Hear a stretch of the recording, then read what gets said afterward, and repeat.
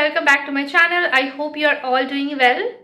A few days back, I have posted one question on my community post as well as on LinkedIn about what do you want to watch next. One of you mentioned that you want one romantic poetry.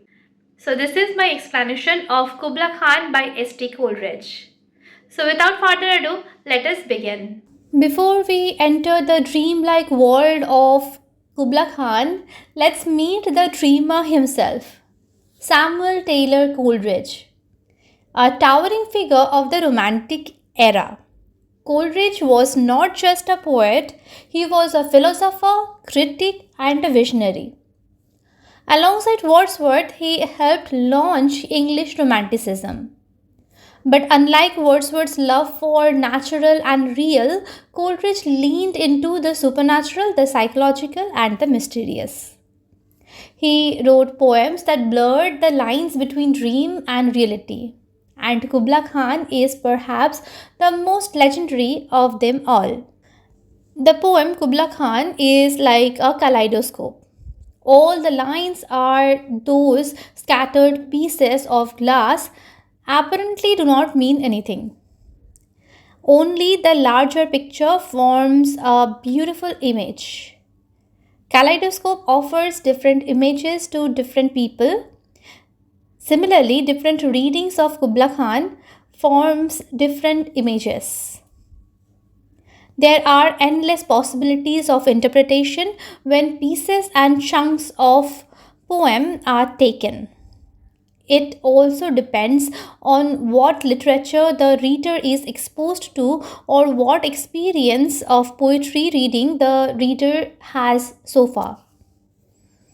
Coleridge was addicted to opium. During one of his farmhouse stays near a place called Porlock in 1797, he had some opium, fell asleep, had a dream, got up the next morning fascinated by his own dream and started writing a poem. Then, after a few minutes, a visitor from Porlock, who is ill-famed as Person from Porlock, interrupted him. Coleridge had forgotten the images and the whole picture. He kept this poem unpublished for a long time, and eventually Lord Byron asked him to publish it.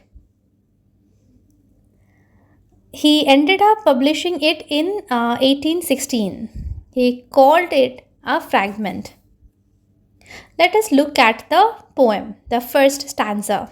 In Xanadu did Kubla Khan a stately pleasure dome decree, where Alph, the sacred river, ran, through caverns measureless to men, down to a sunless sea. So twice 5 miles of fertile ground, with walls and towers were girdled around, and there were gardens bright with sinuous rills, where blossomed many an incense-bearing tree, and here were forests ancient as the hills, unfolding sunny spots of greenery. So we see the first stanza is about Kubla Khan. He is a Mongolian emperor, founder of the Yuan dynasty, and he is a powerful invader, conqueror, and epitome of strength and imperialism. The question is, why did Coleridge write about Kubla Khan? Because he was reading a book on Kublai Khan before he fell asleep the previous night. This is only the factual truth. Kubla Khan is important because what he represents. We get to know what Kubla Khan represents from the first stanza. Kubla Khan ordered his servants to build a stately pleasure dome. What is a pleasure dome? A pleasure dome is a dome-like structure which is beautiful and full of beautiful decorations and is meant to be the pleasure house of the king. We come to the elaboration of the location where Kubla Khan wants this pleasure dome built, in Xanadu. What was Xanadu like? There is the river Alph, A sacred river. A sacred river means this river is unpolluted and holy. It runs through the cracks and crevices in mountain. The river did not end up in usual sea. It has an underground drainage. So there is something very sacred, uncontaminated by human interference. So it is nature without civilization. This is Xanadu, and here Kubla Khan wanted to introduce the elements of civilization, human creation. After Kubla Khan gave the order, his servants and subjects encircled the whole place and drew up a boundary. A wall was built in the radius of twice 5 miles of fertile ground. Fertile ground suggests a small quarantined human civilization. It was a kind of going against the fertility of nature. Once construction is started on the fertile land, it loses its fertility. We all know that. So walls became like a belt, as it is mentioned, about girdled around. Inside the construction is taking place. The place Kubla Khan chose was full of greenery, and there was the uncontrolled natural beauty, not interfered with human agency. Here we find something very close to what Milton described as paradise. We get the image of paradise where everything is beautiful and natural, and there Kubla wants to recreate a paradisal palace. Alright, let us move on to the second stanza. But oh, that deep romantic chasm which slanted down the green hill athwart a southern cover, a savage place, as holy and enchanted as ever beneath a waning moon, was haunted by woman wailing for her demon lover. And from this chasm, with ceaseless turmoil seething, as if this earth in fast thick pants were breathing, a mighty fountain momentarily was forced, amid whose swift half intermitted burst, huge fragments vaulted like rebounding hail, or chaffy grain beneath the thresher's flail. And mid this dancing rocks, at once and ever it flung up momentarily the sacred river. 5 miles meandering with a mazy motion through wood and dale, the sacred river ran, then reached the caverns measureless to man, and sunk in tumult to a lifeless ocean. And mid this tumult, Kubla heard from far ancestral voices prophesying war. The shadow of the dome of pleasure floated midway on the waves, where was heard the mingled measure from the fountain and the caves. It was a miracle of the rare device, a sunny pleasure dome with caves of ice. Now we see that Coleridge is bombarding us with images and flashes which he is getting tormented with after he got interrupted. Let us look at these southern cover, southern plants, and they engulf the whole hilly area. Then we have chasm. Chasms are cracks in hills through which the fountains erupt. He is calling this chasm as romantic. Romantic in the sense that it is mysterious and inaccessible. It needs to be understood by imagination. It has an atmosphere of eeriness about it, almost gothic and ghostly and supernatural in its beauty. So let's look at the word savage.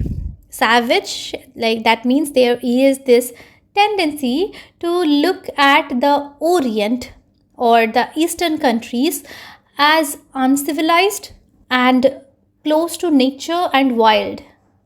Savage is not always negative. It means something close to nature and wild.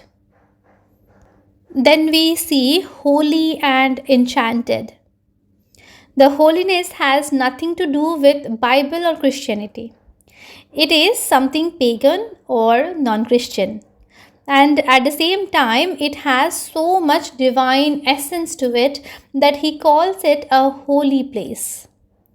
Wordsworth called nature as God, a benevolent God. Here we do not see benevolence yet, but nature is very powerful and mysterious in Coleridge. Then we have this line, woman wailing for her demon lover. Who is this woman? How a woman comes in discussion of a tyrannical, autocratic ruler. In trying to connect the images automatically, we end up falling into a trap of interpretation.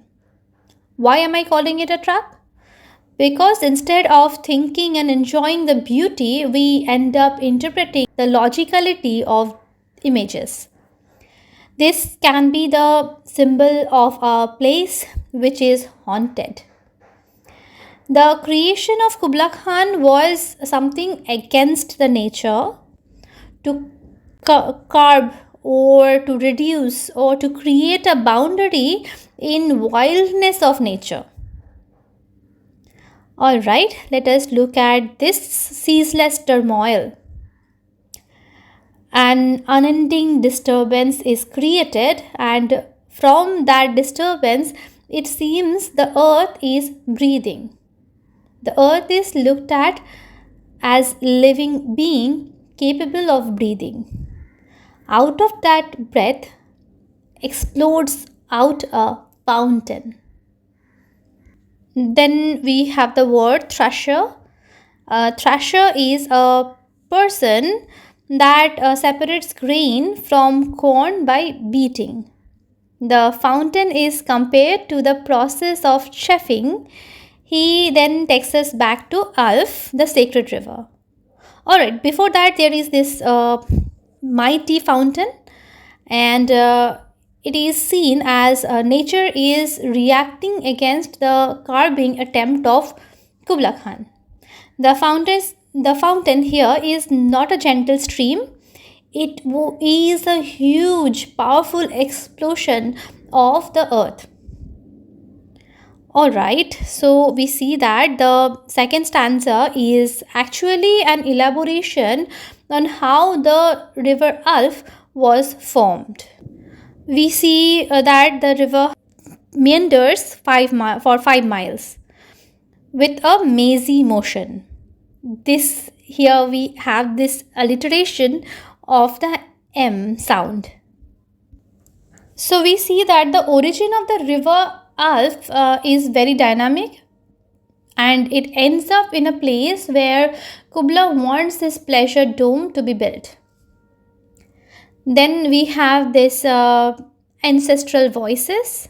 These are explosive sounds of nature, and they were like a prophecy of his ancestors that there will be destruction. This prophecy is because Kubla is going against the nature.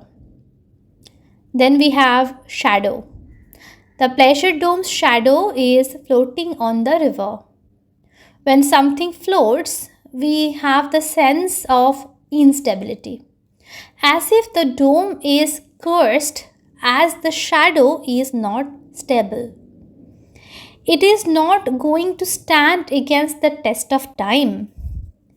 The attempt of Kubla Khan to have permanence, to build something which will keep him alive even when he is not there, that is actually very futile. The floating shadow marks the failure of his dome. Kubla will not be remembered by his dome.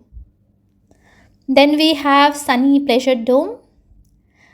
This is oxymoronish as it looks sunny but it contains the caves of ice.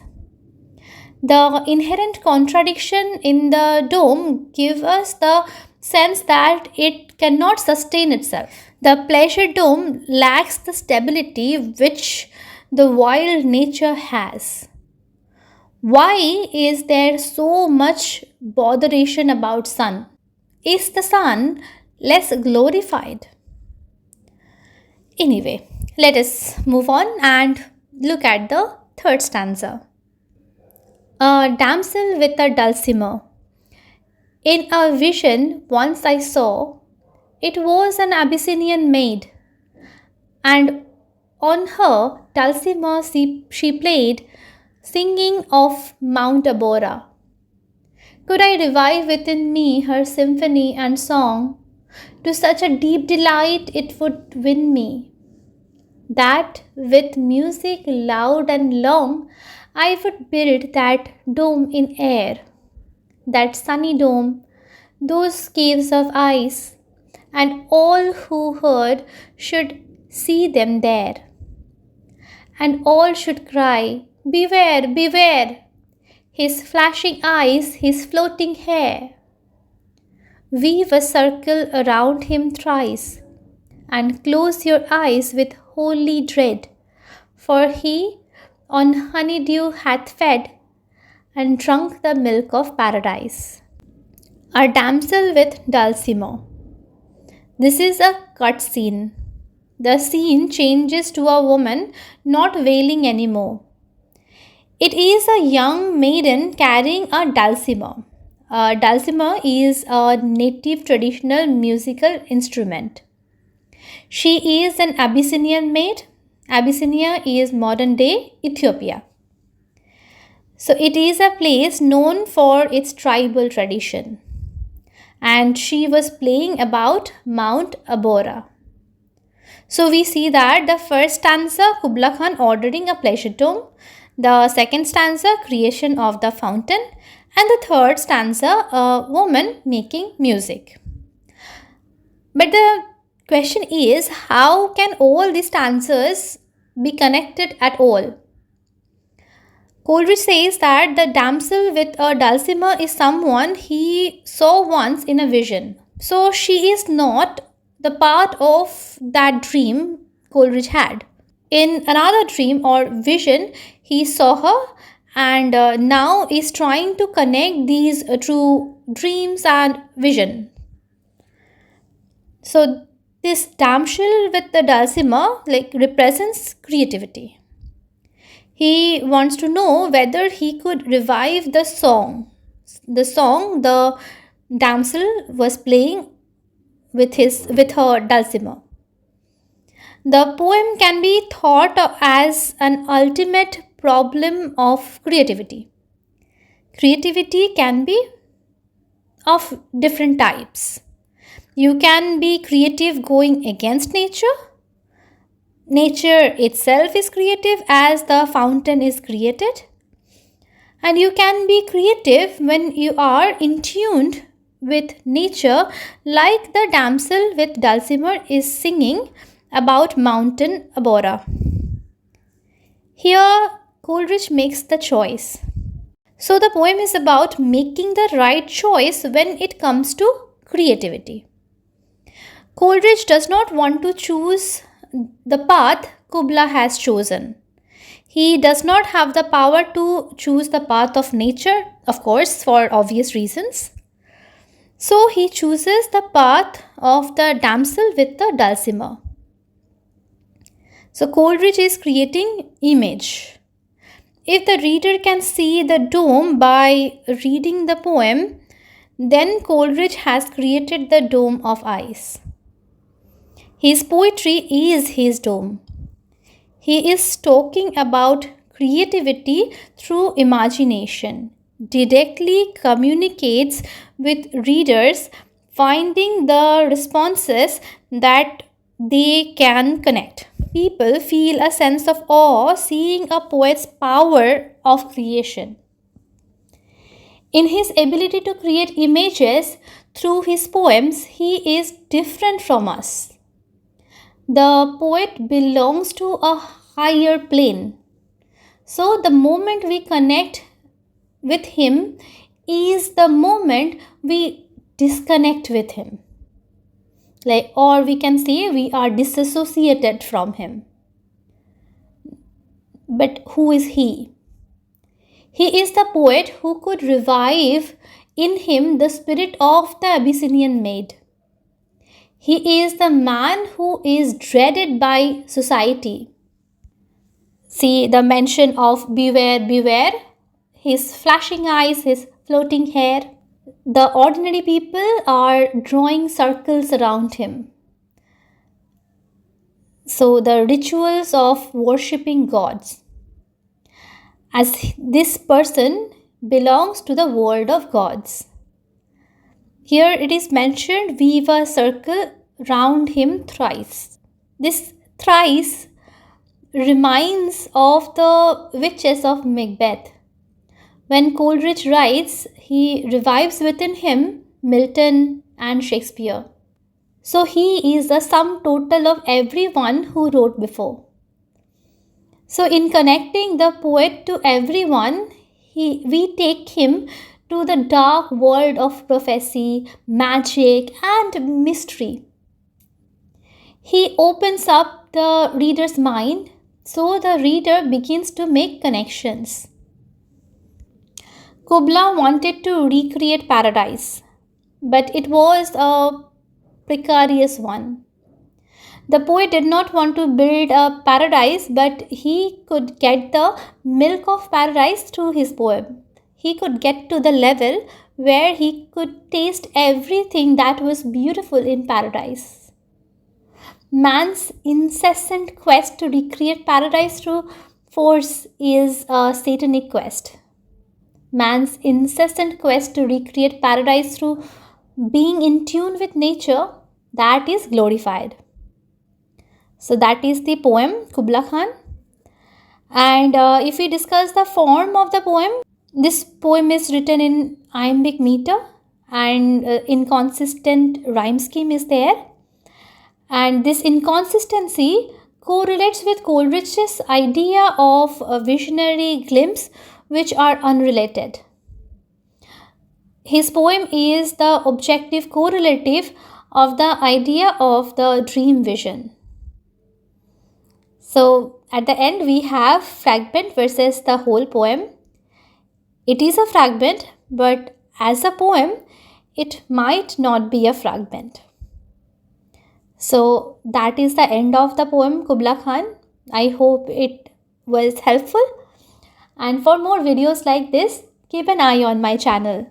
Thank you. Bye-bye.